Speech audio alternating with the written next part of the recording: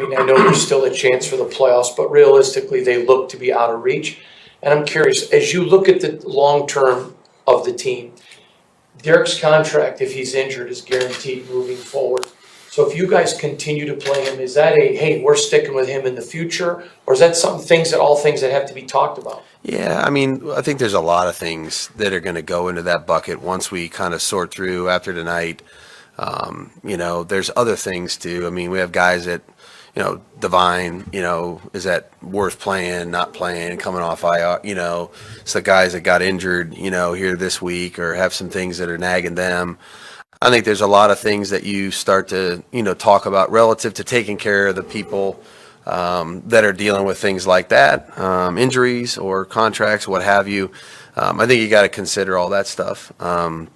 We just got back in this morning, you know what I mean? So we're going through the game. We're going to coach the game and correct all the things that need to be corrected. The reality is we haven't had any conversations about those things yet.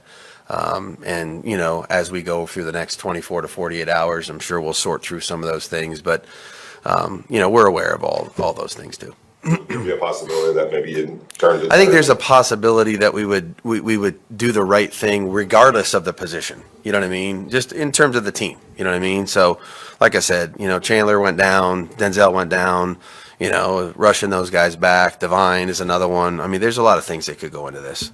So I'm not going to get up here and prognosticate everything at this point. Like I said, we're going to get in here and coach the game and correct that, and then I think in due time make the right decisions, hopefully to protect those guys that we should protect, relative to health, and then also do the right thing for the organization as we go forward.